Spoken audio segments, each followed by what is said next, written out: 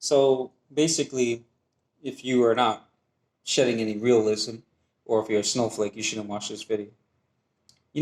I've been getting a couple of Discord messages throughout the week, and I've been having such a rough month, going through things in my personal life that I will not disclose in this video. But I'm going to be sharing in comparison to Twitch and YouTube and even Tekken, because it's a comparison. A lot of these people out here, they start to talk shit on the manners of the account where they believe that it's feasible enough to be able to stream for money and stream for subs. So things that are conditional. Think wants, needs, suck a dick, Shang Tsung stuff, trying to suck souls out of people. These things in the caliber of streaming are not really necessary, because when you come to streaming, you're supposed to stream because your heart lies in it and you want to enjoy the game and product personality, or conduct it, my bad, correction, which is why I'm showing you these two controllers, because, not that I don't want to show my face, but it's early in the morning. And the reason why I'm showing you these controllers is to unify and adjust the means of why we even become streamers. It's because of this right here. There's an inner meaning behind it, And the reason why I'm showing you this is because to let y'all guys know that, it's gaming. I don't know why there's individuals out there who only want to stream for clout purposes or to suck the clout out of others for money and shit like that. Twitch and YouTube as a whole was never made for that. Yeah, maybe YouTube and the systems are different from one another, but at the same time, we all come here for gaming, shit that we enjoy. We come here to really redefine the definition of gaming. And it's like, for example, I've been getting Discord messages on mistakes and stuff that people have done in the past, and then even referring to me. Listen, I made a lot of mistakes in the past too. I had to revert to taking responsibility for my last channel and all the fuckery behind it and my mistakes, and I changed as a person. The point is that when people make mistakes, you just have to forgive and move forward. You can choose whether you want to associate with them or not, but the human organism as a whole was not created for us to be drones and repeat our mistakes. That's only for some people, some weakly designed individuals with a very complex cerebral organism. But that's besides the point. The point is that you can't expect turkey neck, Chinese phone book chest having, Arnold Schwarzenegger accent, Dookie SpongeBob breath motherfuckers to understand that, because these people do not shed the realism. 1 minute these guys want to be, community members, have your back, and then the next minute they out here just, fucking about, talking shit behind people's back, creating trouble. The virtual interface, the internet as a whole, encourages people to, believe that they can manifest this drama. And it's up to us to be able to seize past that point. Which is why, shout out to the people that are really putting effort as content creators out there, even on YouTube and Twitch, to be able to do that. Because you know what? At the end of the day, the money, the subs, and everything else that is a materialistic factor does not define you as a content creator. And that's what people need to understand. Be honest, you feel a lot more happier when your content is there and you've done it just based out of your personality, and you just playing the fucking game. Because that's what Twitch is now. Not about these porn stars juggling the titties. Oh, look at me. Look at this. Look, I'm painting my nipple. None of that shit. And these homophobic dudes put these gay porn shit. Look, I'm not, I'm not a homophobe or anything like that, but putting porn on the just chatting session, that's a no. They got places for that, And I think that streamers that are like that particularly is what creates cancer fields for our community of Twitch, and I think that needs to stop.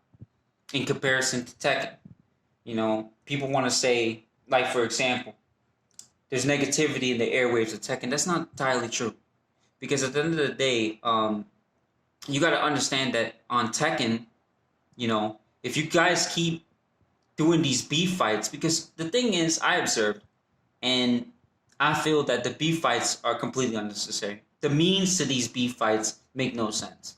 You know, unless this person wants to threaten you offline, like you obviously come across this person very confrontational, and the illusionist factor of this particular situation escalated, then is the necessary purpose. But y'all can't be doing beef fights and then not fighting each other afterwards and getting some people to fight your battles, bro. That's not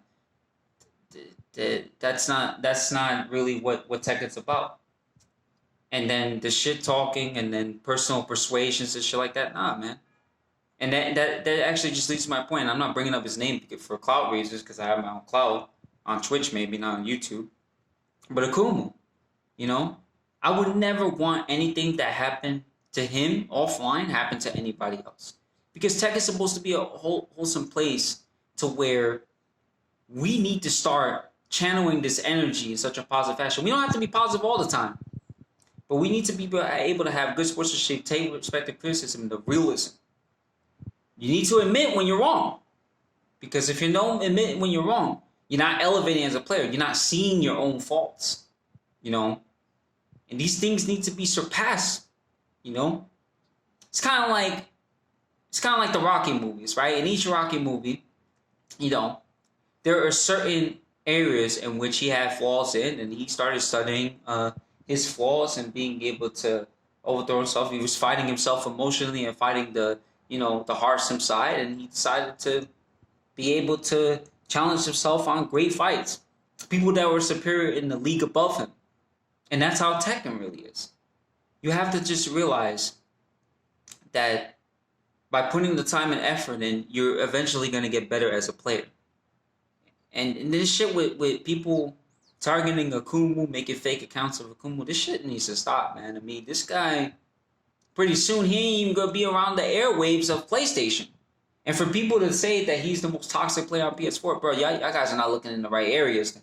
Because there's a lot of other PS4 content creators that are very fucking toxic and they're worse than him. I'll tell you right now. The problem is, when realism escapes the airwaves and there's an fluctuation pattern between, spreading, valid information versus, being toxic, I mean, there's a fine difference there. Maybe the way he would go about it is being toxic, but at the end of the day, it's realism. He's expressing the emotion. But, it's really not him being toxic. Y'all looking in the wrong areas. And us as a whole, and the reason why I'm in relation to content creators, Twitch, YouTube, and Tekken, is that we need to be able to unify, stick together, be real with yourself, and start literally thinking about the things that we should be conducting. Because right now, there are more important things to worry about. Like, I know it's a lightly issue, but the coronavirus is out there. Y'all motherfuckers want to be arguing about who's better at Tekken. You know what I'm saying? But the comparison between Tekken and Twitch and YouTube is that there's a lot of toxicness going around, man. There's a lot of negativity, a lot of fake behavior, some fraudulent behavior in the airwaves, and that needs to be stopped. That needs to be put to a stop. And if it's not put to a stop, it's going to keep happening. It's going to be a continuous fight. We need to stop approaching this in a compartmentalized manner. I want more Tekken players to come to Tekken. I want more female players to play. I agree with that. I want them to play. But they got to get out of that compartmentalized environment. Like, oh, there's too much toxicness, or I can't deal with this again. Troll. It's going to happen. It's the internet. It's going to happen. Regardless to how you shape-shift this ordeal, it's going to happen.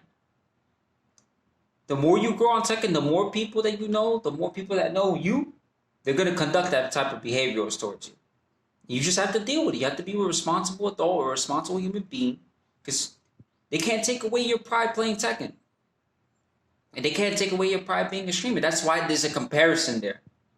And we got to align away from these fake individuals out there that, they think they're about the craft, but they're not really about it. And I think that that's very important, Because in order for you to be able to elevate yourself as a human being, as a humanoid abstract, right, is that you need to be able to accept what's the environment around you.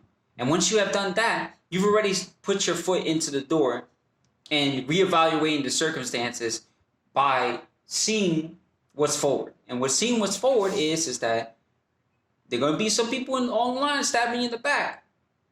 But you got to be able to take out that knife wound and keep moving. People make mistakes, and if you're doing things in a manner where you want to elevate yourself, by all means, but be real with yourself. There's a lot of motherfuckers out there, Twitch, even in games, that they doing it for the wrong reasons. Listen, here's the truth. The truth is, when it comes to being a content creator, what is the first thing a content creator does to be able to promote himself? And it's simple. It's a simple answer. His fucking gameplay. Let me repeat that again. His fucking gameplay. Not his personality, his gameplay speaks. Then it's the persona or the type of attitude you bring to the table that reflects it. Whatever